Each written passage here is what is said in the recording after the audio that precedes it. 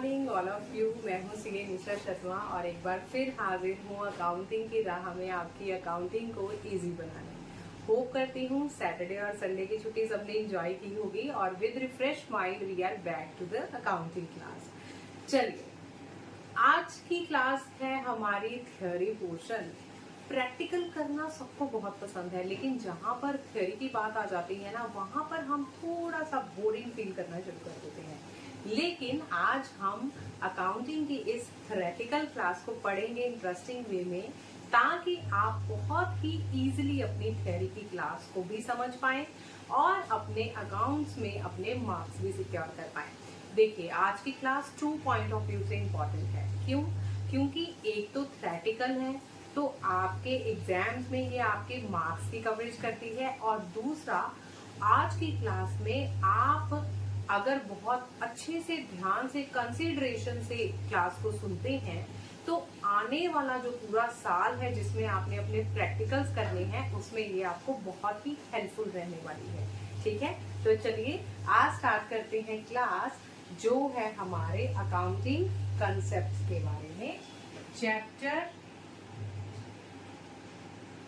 3 accounting concepts. आज हम पढ़ने वाले हैं कौन कौन से कंसेप्ट्स पे हमारा अकाउंट्स बेस्ड है। ठीक है, तो अकाउंटिंग कंसेप्ट सबसे पहले होते क्या है इसके बारे में जान लेते हैं। अकाउंटिंग कंसेप्ट्स का मतलब होता है वो अजम्पशंस, वो प्रिंसिपल्स जिसके बेसिस पे हम अपने बुक ऑफ अकाउंट मेंटेन करते हैं। बुक्स ऑफ अकाउंट्स प्रिपेयर किए जाते हैं so that we can bring uniformity, आपके सारे ही बुक्स ऑफ अकाउंट्स यूनिफॉर्मली बने। ठीक है, अंडरस्टैंडेबिलिटी एंड कंपेरेबिलिटी, ताकि आपके बुक्स ऑफ अकाउंट्स कंपेरेबल हो सके और अंडरस्टैंडेबल हो सके।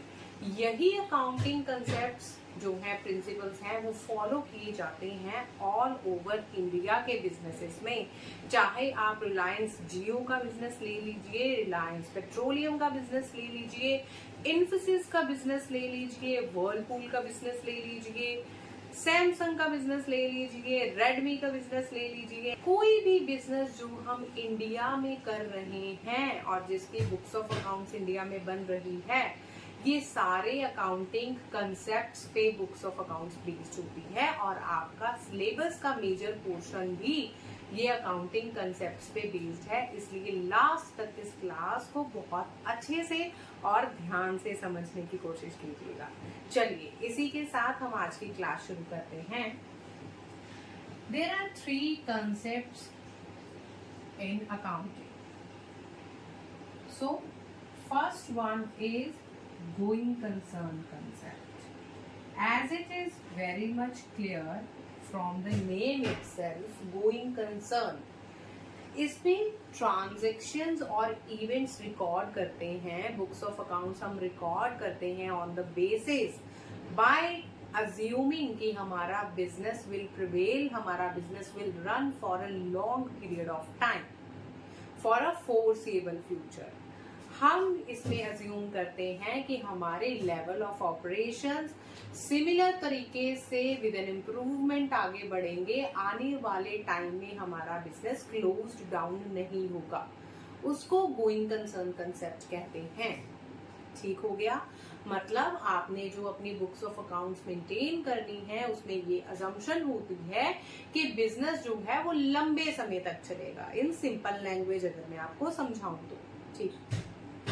इसी कंसेप्ट के मद्देनजर हम एक एग्जांपल ले लेते हैं। क्या एग्जांपल है? जब भी हम अपने बुक्स ऑफ अकाउंट में अपनी एसेट्स रिकॉर्ड करते हैं, एग्जांपल क्या है? जब भी हम अपनी बुक्स ऑफ अकाउंट्स में एसेट्स रिकॉर्ड करते हैं तो एसेट्स को हम रिकॉर्ड करते हैं एट देयर ओरिजिनल कॉस्ट। किस पे रिकॉर्ड करते हैं? ओरिजिनल कॉस्ट पे। ठीक है, एंड डेप्रिशिएट करते हैं उसको over the period of life of asset. Example क्या हो गया? कार आपने परचेज की है बिजनेस में फॉर बिजनेस पर्पस। आप कार को रिकॉर्ड करेंगे उसकी ओरिजिनल कॉस्ट पे, जिस कॉस्ट पे आपने अपनी कार परचेज की है, और हम उसको अज्यूम करेंगे कि हमारी जो कार है उसकी यूजफुल लाइफ है से 8 years। ठीक है, इसका मतलब कि हमने जो कार यूज करनी है वो 8 साल तक यूज करनी है, और जो कार की ओरिजिनल कॉस्ट है से 20 lakhs की कार है उसको हमने डेप्रिशिएट करना है 8 सालों तक। इसको कहते हैं going concern concept, so that हम अपने बिजनेस की जो एसेट है, जैसे कि हम इसमें कार की एग्जांपल ले रहे हैं, उसको पहले साल बैलेंस शीट में पूरे 20 लाख पे रिकॉर्ड करेंगे, लेकिन उसका खर्चा, उसका एक्सपेंस डेप्रिसिएशन की फॉर्म में हम बुक करेंगे over the life span of car. ठीक है, इसका मतलब हमने बिजनेस के स्टार्टिंग में जब कार को हम अपनी एसेट के फॉर्म में बिजनेस में लेके आए हैं, तो हमने गोइंग कंसर्न अजम्पशन के बेसिस पे ये देखा कि car would be used in business for business purpose for 8 years। ठीक है, इसको हम गोइंग कंसर्न कंसेप्ट का नाम देते हैं। सेकंड जो हमारा कंसेप्ट है दैट इज कंसिस्टेंसी कंसेप्ट। देखिए, कंसिस्टेंसी कंसेप्ट का मतलब क्या होता है? To remain consistent. जो इसका वोकैबुलरी मीनिंग है वो तो यही है ना, टू रिमेन कंसिस्टेंट। अब आप बोलेंगे मैम अकाउंट्स में कंसिस्टेंसी कैसे काम आएगी, अकाउंट्स में कैसे कंसिस्टेंट रह सकते हैं? तो चलिए सीखते हैं सरल लैंग्वेज में। अकाउंट में कंसिस्टेंसी इस तरीके से काम आती है कि आपने साल दर साल, जब तक आपका बिजनेस चलना है, methods of accounting, principles of accounting, assumptions, concepts bar bar change नहीं करते हैं। क्योंकि अगर आप अपने कंसेप्ट्स को, अपने असम्पशंस को, अपने प्रिंसिपल्स को while preparing your books of accounts change करेंगे बार बार, तो आपकी जो बुक्स हैं उसकी कंपेरेबिलिटी कम हो जाएगी और उसकी अंडरस्टैंडेबिलिटी भी कम हो जाएगी। वो कैसे, चलिए सीखते हैं। अकाउंट्स में डेप्रिसिएशन चार्ज करने के 2 मेथड्स हम मेनली यूज करते हैं। डेप्रिसिएशन, जब कार यूज होगी तो वो घिसेगी भी ना, उस घिसाई को अकाउंटिंग लैंग्वेज में हम बोलते हैं डेप्रिसिएशन। और अगर आपने मेरी अकाउंटिंग की पिछली वीडियोस देखी हैं तो डेप्रिसिएशन के टर्म्स को मैंने बहुत अच्छे से एक्सप्लेन किया है। By clicking on I button you will directly be redirected to those videos. आप आसानी से वहां पे जाके अपने सारे अकाउंटिंग बेसिस को क्लियर कर सकते हैं।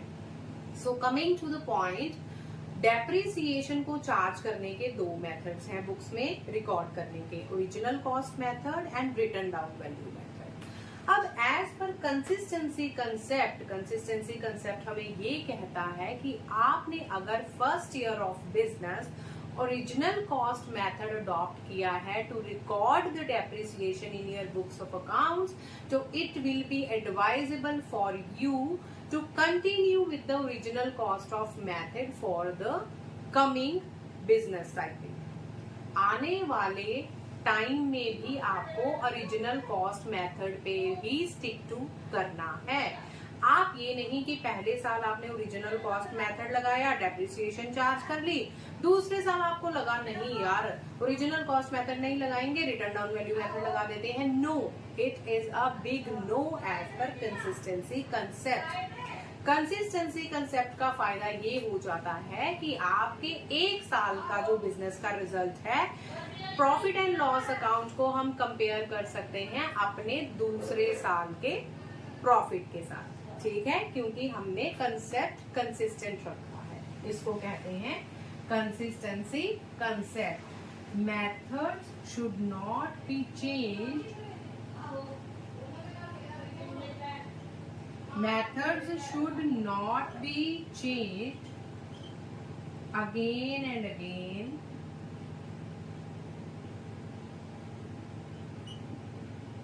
okay? So last but the most important concept of today's class is accrual concept। accrual concept. Accrual concept is the most important concept. इस चीज को सीखते हैं कि जब भी हम अपनी फाइनेंशियल स्टेटमेंट्स प्रिपेयर करेंगे, अपनी revenue, expenses, assets, liabilities, in short transactions को रिकॉर्ड करना है when ever they will accrue. Accrue का मतलब जब भी वो अराइज होंगी, इरिस्पेक्टिव ऑफ द फैक्ट कि उसकी सेटलमेंट कब हो रही है. अब इसको सरल भाषा में कैसे सीखेंगे, एग्जाम्पल के साथ सीख लेते हैं. एग्जाम्पल क्या है? Messrs Honda sold goods to Hemant on 22nd Feb 2014 on 3 months credit. अब देखिए, मैसर्स होंडा ने गुड्स सेल की है हेमंत को 3 महीने के क्रेडिट पीरियड पे 22nd Feb 2024 को, है ना. अब मैसर्स होंडा एंड कंपनी को जो सेल है वो कब रिकॉर्ड करनी चाहिए? अगर हम इस कंसेप्ट को भूल जाए तो Messrs Honda and company is required, जो लेमैन लैंग्वेज में हम करते हैं, कि जब हमारे पास पैसा आएगा, जब हमारे पास उन सेल्स के सामने कैश रिसीव होगा, then we are liable to take this sale into our books of accounts. यही होता है ना. लेकिन this is incorrect as per accrual accounting concept. Accrual concept हमें ये कहता है that sales will be entered as soon as the transaction takes place, that is on 22nd Feb 2014. आप 3 महीने बाद जब आपको पैसे मिलेंगे, कैश रिसीव होगा कॉरस्पॉन्डिंग टू योर सेल्स, तब सेल्स नहीं रिकॉर्ड करेंगे. आप रेवेन्यू रियलाइज करेंगे एज सून एज आपकी सेल्स, आपकी लीगल ऑब्लिगेशन अराइज हो गई है to pass on to the next customer. Messrs Honda and company अपनी बुक्स में सेल्स कब रिकॉर्ड करेगी? ऑन 22nd 2024, 22nd मई को नहीं. ठीक है. अब इसी चीज को, इसी एग्जाम्पल को हम एसेट्स की तरह देख लेते हैं. सपोज कीजिए आपने कोई प्लांट एंड मशीनरी परचेज की है बिजनेस के लिए 10 लाख की. ठीक है. वो प्लांट एंड मशीनरी का जो आपने अमाउंट पे करना है, दैट इज आफ्टर 4 months. आपने प्लांट एंड मशीनरी परचेज की है 1st Feb 2024 को. ठीक है. और आपने उसकी पेमेंट करनी है 1st June 2024 को. आप अपनी बुक्स में प्लांट एंड मशीनरी की परचेज कब रिकॉर्ड करेंगे? 1st Feb 2024 को, on the basis of accrual concept. आप 1st June तक के वेट नहीं करेंगे. यही हमारा अक्रूवल कंसेप्ट कहता है, और इसी के बेसिस पे हमारी सारी बुक्स ऑफ अकाउंट्स मेंटेन होती हैं ऑल ओवर इंडिया. ठीक है. होप करती हूँ आपको ये कंसेप्ट बहुत अच्छे से क्लियर हो गए होंगे.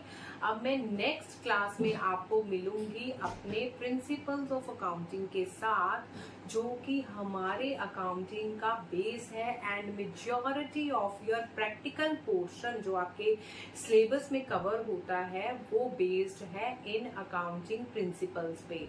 इसको बहुत अच्छे से रिवाइज कर लीजिएगा. इसी के साथ अगली क्लास के साथ मैं मिलूंगी आपको बहुत ही जल्द. Till then, subscribe my channel and don't forget to like the video. Take care, Bacha Party. Bye bye.